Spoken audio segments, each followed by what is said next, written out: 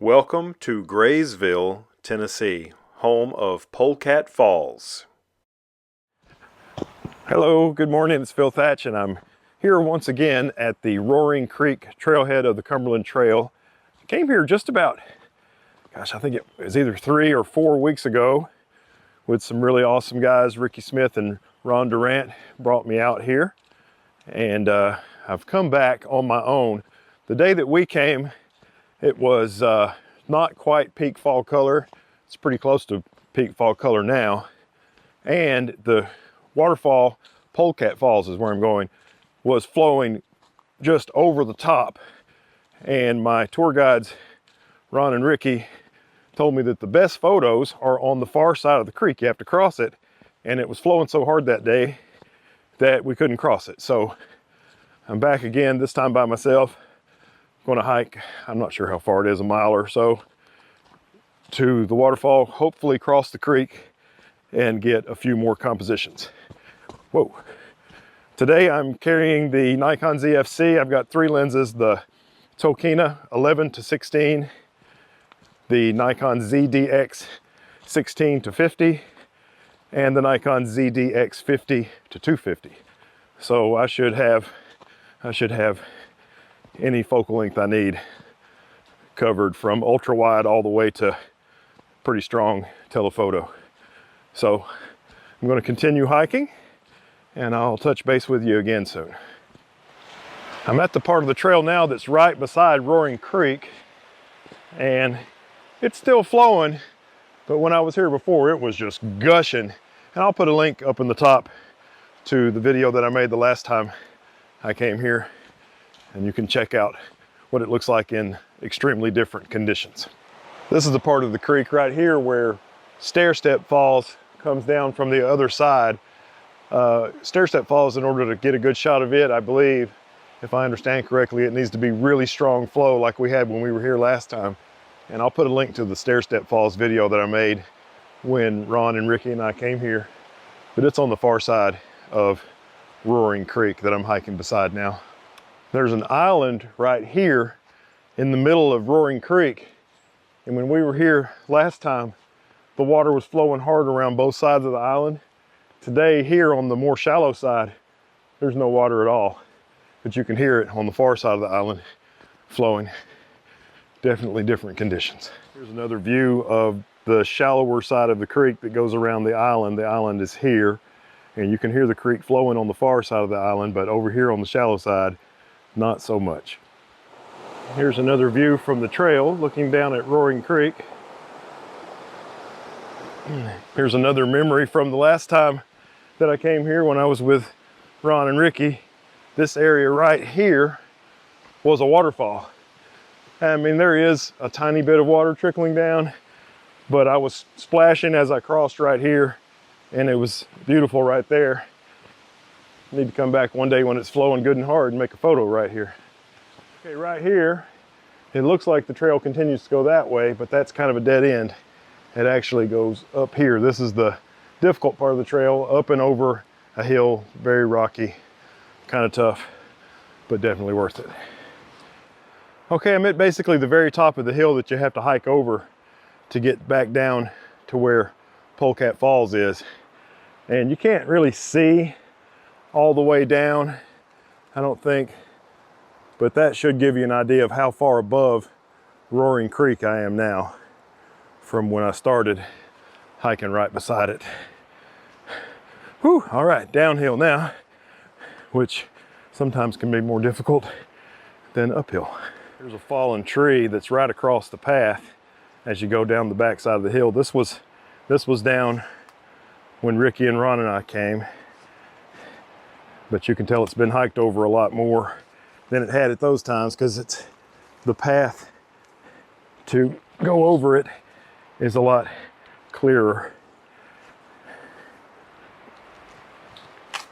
Oh, okay, I made it through that obstacle. All right, I just have this last little steep bit of rocky climbing, and there is the creek that Polecat Falls is on. And it's not Roaring Creek, it's another creek that is a tributary of Roaring Creek. I'll put the name of it on the screen. Okay, there is Polecat Falls. And I'm pretty sure that rock right there is where I stood when I made my first shot last time, and it was completely surrounded by water.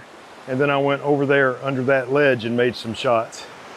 It's still going to be a bit of a tricky crossing, especially right here, because that water right there is about 2 feet deep. So I need to kind of crawl my way across here. And apparently, although I've never been here before, apparently there's some good compositions on the far side. I made it across. All right, so I gotta be honest with you. One of the main reasons I came back to Polecat Falls, even though I just came here 3 or 4 weeks ago, is because I saw someone posted a photograph of Polecat Falls, and I did not even notice this tree when we came before because we were on the far side. But over here on this side, there's this crazy, I don't even know if I can get it in the frame, this crazy tree that kind of comes out and goes down and then back up. And you know, it's just a gnarly looking tree, and you can get a photograph of it apparently with the waterfall in the background. And so I've been working on that. I got my tripod kind of precariously set up here. I brought an ultra wide, which I thought I might need for this shot, but I'm using the 16 to 50. And man, that's a great little lens. So light, so sharp, so inexpensive. And I'm gonna work on a few more compositions.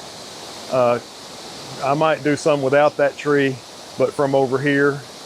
And boy, there's some really nice color in the background. And I like this waterfall because you can shoot it without having any or too much sky in the background. So let's look at some tree shots first. This is the best I could do figuring out how to get that gnarly tree in the foreground of a shot and also have Polecat Falls there in the background. The boulder on the right there kind of blocks the falls a little bit, and in a little while I'll shoot from that boulder. And I love the moss that's all over this shot, especially at the base of the gnarly tree. So I guess that part of this photograph may be my favorite part of this photograph, but overall I'm a little bit less than thrilled with this shot. The trying to get that tree in the shot made me kind of compromise my waterfall composition a little bit. Okay, well, I've moved now. I was back there trying to get that tree as a foreground interest in the shot, and I've come up to this boulder that's directly in front of the waterfall. And you know, it's kind of popular to make photographs with a foreground interest right in your face that might even be taking up more than 50% of the frame. And I know it's obvious and maybe less cerebral, but sometimes when I go photograph waterfalls, I like for the subject to be the freaking waterfall. So with that in mind, I've come really close, and I've put, see if you can see it, I've put this Tokina 11 to 16 lens on. I made a couple of shots here with the 16 to 50 at 16 millimeters, and it was just a little too tight. And I'm going to make a few here at 11, and I'll probably close it up because I think 11's maybe too wide. But I'm shooting 1 second ISO 100 f9, and that is underexposing the scene pretty severely, but there's no blinkies whatsoever in the waterfall, so I should keep all the detail in the waterfall in these shots. So I'm going to make a few compositions from right here using this lens right now, and you don't have to wait because you get to see them right now. It's kind of funny because I was talking about this shot and how there's no foreground interest in this shot, and yet that log that's almost dead center in the frame is kind of a foreground interest, but it doesn't take up more of the frame than the waterfall, and I love the leaves on that log. And on this shot, I scooted over just a little bit to the right and made this shot, so now the log's to the left of the frame, and you can actually see some of the boulder that I was standing on when I made this shot in this shot. This is a 13 millimeter shot, and the previous shot was a 15 millimeter shot, only 1 millimeter less, and I switched lenses just to get that extra millimeter. Well, I've come to a place now just a little ways upstream. This might be called Upper Polecat Falls. I'm not really sure what it's called, but it's a beautiful cascade. It does 1, 2, 3, 4, 5 jumps before coming down there. That's the top of Polecat Falls that I've photographed before. There's the rocky overhang that I've photographed below in my other video. And it's really, really beautiful, but I haven't been able to, at least looking at the back of the camera, I haven't been able to get a composition here that I'm thrilled with. So I think I'm going to try to hike a little bit further up and see what I can find up there. But let's look at what I shot here first. I didn't think I was going to like this shot at all as I was looking at it there at the waterfall on the back of the camera, but once I got home and worked on it, I ended up liking this photograph quite a bit. You can see all the cascades, even the tiny one way in the background that I'll have closer in a shot before, and there was a branch kind of hanging down in the way of this falls, and I don't know if you noticed in the previous clip how low I had my camera, but I had it that low, the tripod very, very low, just to make sure that that low branch wasn't blocking the shot. All right, well, I've done some kind of treacherous rock climbing, really slick rocks and things up here, and remember I said it was 4 jumps. There's 1, 2, 3, and the 4th are up there. And I went all around, I walked all around in that pool right there. Almost had the water come over into my boots and really couldn't find a composition that I liked. And I'm not sure I like this one either, but look at the precarious position of my tripod. This tripod is great for being lightweight. It's a Sarui. Well, the model name is knocked off. I'll have to put it in the description or put it on the screen right now, but it's a Sarui tripod. The only problem with it, it's, you know, it's super light and it works really well, but it's too short. But I bought this carbon fiber extension for it that I'll actually work on any tripod. And it gets the tripod up a little bit higher. You can see it's still really kind of too low for me, but I've got a composition here, f13 1/1.6, which I think translates to 0.8 of a second, 16 millimeters, using the ultra wide, the 11-16, with a 2-second timer. And what I do is I make 3 shots, and then I can kind of look at those 3 when I get back home with the computer and see which one has the water looking the prettiest in the shot. Now I think from this exact spot, I think I'm going to switch and put my 16-50 on and try a little tighter composition that I can't get with this ultra wide. Here is that 16 millimeter shot that I made from that precarious location, and this location has a lot of things I like. It has beautiful fall color this time of year. It has great moss. Look at the moss on that boulder on the left. And it has beautiful water without sky in the background. So those are 3 things that make for a good stream photo. All right, I think that was worth the second effort. I didn't move my tripod at all from where I was shooting with the 11-16, and I put the awesome little 16-50 lens on with my step-up ring and a circular polarizer, the same polarizer I was using on the other lens. It's starting to mist a little bit, and I made some shots, 24, 28, 27 and a half. Let's see what this one is.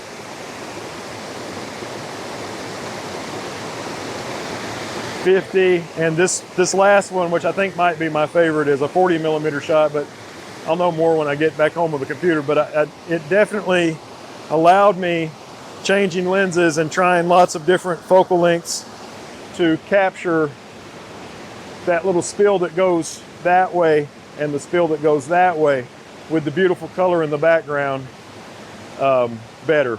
Kind of compressing that and taking out all the stuff that was taken away from that main beautiful part of this that I'm calling Upper Polecat Falls. Like I mentioned in that clip, I made a number of different shots once I switched to the 16-50 kit lens, but it was the 40 millimeter shot that I liked the best. And here is that shot, 40 millimeters f8, 0.8 of a second with the circular polarizer, the beautiful area of Upper Polecat Falls. All right, I've been working for a pretty good while, and it's starting to mist, and I've got a lot of other stuff to do today. So I think I'm going to pack up and try to hike my way back out of here. So,